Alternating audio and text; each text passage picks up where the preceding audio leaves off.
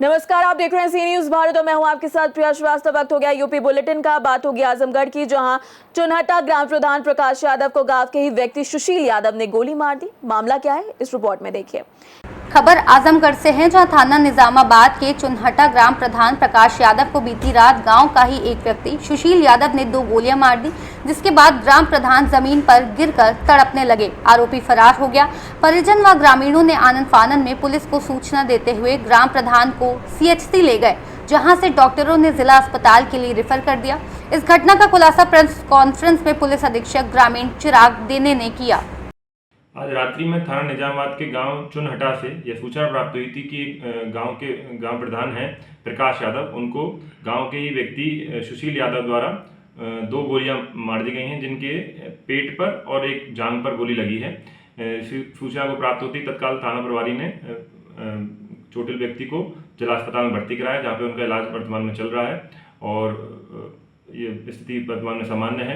यह प्रथम दृष्टया जांच में यह तथ्य प्रकाश में आया कि जो आरोपी है उसकी और प्रधान के ट्रैक्टर ड्राइवर की कुछ दिनों पहले झड़प हुई थी और उसमें प्रतिवादी द्वारा उनके ट्रैक्टर ड्राइवर को थप्पड़ मार दिया गया था। इसी विवाद को लेकर आज प्रतिवादी द्वारा प्रधान को गोली मारी गई है। सभी विधिक कार्रवाई की जा रही हैं। तहरीर प्राप्त कर मुकदमा दर्ज किया जा रहा है। आरोपी गिरफ्तारी के लिए भी टीमें गठित कर दी गई हैं। इसकी गिरफ्तारी जल्द से जल्द सुनिश्चित की जाएगी। सभी विधिक कार्रवाई प्रचलित है। वर्तमान में लॉ एंड ऑर्डर की स्थिति सामान्य है। आजमगढ़ से सी न्यूज संवाददाता CB भास्कर की रिपोर्ट।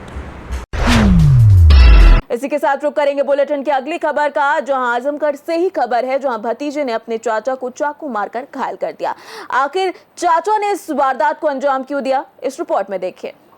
खबर आजमगढ़ से है, जहां थाना जहानागंज के भरपूरवा गांव में बीती रात एक ही परिवार के 4 लोग शराब पी रहे थे। तभी आपस में वाद विवाद हो गया। आवेश में आकर रितेश ने अपने चाचा सुदर्शन को चाकू मारकर घायल कर दिया। तभी बीच बचाव करते समय रिश्तेदार अमित को भी घायल कर दिया। दोनों को इलाज के लिए जिला अस्पताल ले जाया गया, जहां पर इलाज के दौरान रिश्तेदार अमित की मौत हो गई और चाचा सुदर्शन का इलाज अभी जारी है। आरोपी फरार है, जिसकी गिरफ्तारी के लिए अलग अलग पुलिस टीमें लगा दी गई हैं। इस घटना का खुलासा प्रेस कॉन्फ्रेंस में पुलिस अधीक्षक ग्रामीण चिराग जैन ने किया। आज रात्रि में थाना जहानागंज के गांव भरपूरवा से यह सूचना प्राप्त हुई थी कि एक रितेश नाम के व्यक्ति है, उसने अपने परिवार के ही सदस्य जो चाचा लगते थे उसके, जिनका नाम था सुदर्शन, और एक रिश्तेदार जिसका नाम था अमित, उनकी चाकू मारकर घायल कर दिया है। इसमें तत्काल प्रभाव से थानाध्यक्ष मौके पर पहुंचे। मौके पर वरिष्ठ पुलिस अधीक्षक, मुझे एडिशनल SP, CO सदर सभी द्वारा भ्रमण भी किया गया घटनास्थल का। इसमें प्रथम दृष्टया जांच में यह तथ्य प्रकाश में आया कि ये 4 लोग आपस में शराब का सेवन घर के पास में कर रहे थे, जिसमें कोई किसी बात को लेकर वाद विवाद हुआ, जिसमें ऐसी चाकू मार घटना कारित की गई है। इसमें तत्काल प्रभाव से दोनों चोटिल व्यक्तियों को जिला अस्पताल में भर्ती कराया गया।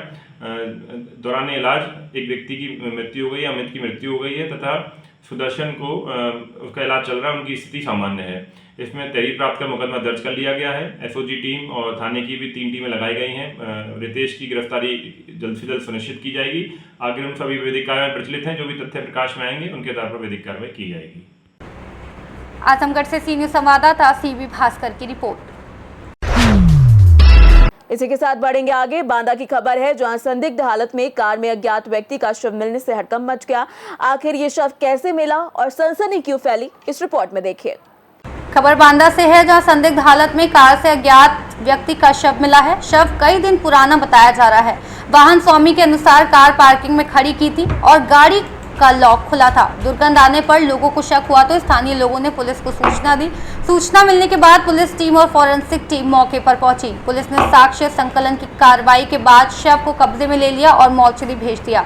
पूरा मामला शहर कोतवाली इलाके के शंकर नगर का है। इस संबंध में कार मालिक सुनील और ASP शिवराज ने क्या कुछ बताया, आइए आपको सुनाते हैं। क्या आपका? सुनील चौरसिया। सुनील जी, ये बताइए, ये गाड़ी में लाश मिली, क्या क्या कैसे सूचना मिली आपको, क्या मालूम चला? मैं आया था घर से सामान लेके रखने के लिए मैं जाने वाला था कलिंजर लेके गाड़ी। मैंने गाड़ी का जो पहले वाला सीट वाला पहले सेंटर लॉकिंग ऑन करने की कोशिश की तो सेंटर लॉकिंग से लॉक नहीं खुला, तो मैंने की लगा के जब लॉक खोला तो अंदर देखा मैंने कोई पड़ा है। तो मैंने ये सबसे पहले सूचना दी, जो इधर एक महिला बैठी थी उनको दी जी। कि आंटी जी मेरी गाड़ी में जो है कोई पड़ा हुआ है। मैं सामान वामान सब लिए था, मैंने बगल वाले घर में सामान रखा। फिर मैंने जो है सब लोगों को बताया कि मेरी गाड़ी में अंदर जो है कोई पड़ा हुआ है। गाड़ी कब की थी आप? गाड़ी परसों के दिन खड़ी की थी। कौन किसने खड़ी किया था? दोस्त ने खड़ी किया था। दोस्त ने। अच्छा। तब आपकी गाड़ी नहीं चेक की थी? अब गाड़ी की लॉक वॉक वो सब उस चेक करके जो है आया हुआ था, उसने चाबी मुझे घर के पास दी थी। पहचानते हैं इसको? कौन है आदमी? नहीं, इसको नहीं जानते। कहाँ कोई मालूम नहीं? गाड़ी का लॉक खुला था जब आए आप? नहीं, तब भी बंद था। लॉक थी गाड़ी? हाँ। कौन सा मोहल्ला है जी? शंकर नगर। शंकर नगर में। पुलिस को सूचना दे दी आप लोग ने? जी। अभी मालूम चला कि कौन है अभी? है नहीं, अभी नहीं मालूम चला। जनपद बांदा कोतवाली नगर क्षेत्रांतर्गत शंकर नगर मोहल्ले में घर के बाहर एक गाड़ी 4 पहिया वाहन पार्क था। उसके अंदर एक अज्ञात शव की सूचना पर स्थानीय पुलिस और फोरेंसिक यूनिट मौके पर आई है। शव का निरीक्षण किया गया तो उसके शरीर पे कोई ज़्यादा चोट नहीं पाई गई है। गाड़ी मालिक है, उससे बात की गई। उसने बताया कि गाड़ी का 1 लाख का टूटा हुआ था, जिससे कोई भी अंदर जा सकता था। ऐसा लगता है कि ये अज्ञात व्यक्ति उस गाड़ी के अंदर चला गया और इसकी मृत्यु हो गई है। इसकी पहचान का प्रयास किया जा रहा है और इस संबंध में जो भी विधिक कार्रवाई अमल में लाई जा रही है। बांदा से सी न्यूज़ संवाददाता कासिद अली सिद्दीकी की रिपोर्ट। इसी के साथ बढ़ेंगे बाराबंकी की खबर की ओर, जहां तृतीय मंगलवार को जगह जगह भंडारे का आयोजन किया गया। इसकी झलकियां आपको इस रिपोर्ट में दिखाते हैं। बाराबंकी के फतेहपुर कस्बे में ज्येष्ठ माह के तृतीय मंगलवार को जगह जगह भंडारे का आयोजन किया गया। सुबह से ही श्रद्धालुओं ने ब्लॉक परिसर, पटेल चौराहा, हनुमान मंदिर, तहसील चौराहा, मुंशीगंज बाजार में स्टॉल लगाकर श्रद्धापूर्वक भंडारे का प्रसाद वितरण किया गया। इसी क्रम में हसीन तिराहे के निकट माता प्रसाद भूरामल बाड़े में दैनिक जागरण परिवार द्वारा आयोजित भंडारे में SDM कार्तिकेय सिंह, CO जगत राम कनौजिया, कोतवाल DK Singh, BDO Santosh Singh, SDO Shambhunath ने पहुंचकर लोगों को प्रसाद वितरण किया। इस मौके पर अनिल अग्रवाल, अमन अग्रवाल, नवीन खेतान, चेतन अग्रवाल, सचिन जैन, अवधेश अग्रवाल आदि मौजूद रहे। बाराबंकी से सी न्यूज़ संवाददाता हयातुर रहमान की रिपोर्ट। इसी के साथ बढ़ेंगे आगे। अंत में बात होगी बरेली की, जहां जिलाधिकारी अविनाश सिंह ने आम नागरिक का रूप धरकर अस्पताल का औचक निरीक्षण किया और उसके बाद क्या हुआ आप इस रिपोर्ट में देखिए। खबर बरेली से है, जहां जिलाधिकारी अविनाश सिंह ने आम नागरिक का रूप धरकर अस्पताल का औचक निरीक्षण किया और अस्पताल की अव्यवस्थाओं को नजदीक से परखा। चेहरे पर मास्क, साधारण कपड़े और बिना किसी सुरक्षा घेरे के डीएम ने अपनी सरकारी गाड़ी अस्पताल से बाहर ही रुकवाई और पैदल ही अस्पताल में दाखिल हो गए। उनके साथ सिटी मजिस्ट्रेट समेत कई प्रशासनिक अधिकारी भी आम लोगों के भेष में थे। अस्पताल में पहुंचते ही उन्होंने आम मरीजों की तरह 1 रुपए का पर्चा बनवाया और लाइन में लगकर दवाएं भी ली। निरीक्षण के दौरान उन्होंने मरीजों से बातचीत की, उनकी समस्याएं सुनी और अस्पताल की व्यवस्थाओं का जायजा लिया। इस संबंध में डीएम अविनाश सिंह ने और क्या कुछ बताया, सुनिए।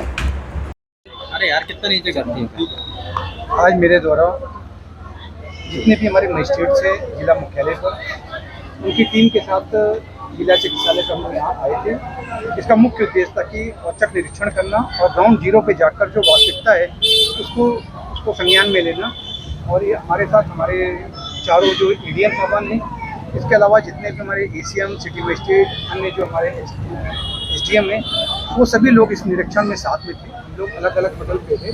कुछ चीज़ों में यहाँ पर भी दिक्कतें थी, जैसे कि सबसे पहले तो जो पर्चा बनाने वाली लाइन है उसमें बहुत ही ज़्यादा भीड़ थी और इसको हम कोशिश करेंगे सरकार इसको जो है कुछ 2 जगह पर्चे बने, जिससे कि जो जनसामान्य जो पब्लिक आ रही है उसको जो दिक्कतों का सामना ना करना पड़े। इसके अलावा जो महिलाओं के जो चिकित्सालय वहाँ पे जाकर कुछ कमियाँ थी, वहाँ पर भी जाके देखा गया तो पर्चा बनाने की लंबी लाइन लगी हुई है। पूछने बताया गया कि कोई कंप्यूटर ऑपरेटर छुट्टी चले गए, फिर प्रिंटर खराब हो गई, इस तरह की बातें कही गई। निश्चित रूप से हम इसको दिखवाएंगे कि व्यवस्थाएं पूरी तरह से चाक चौबंद होनी चाहिए।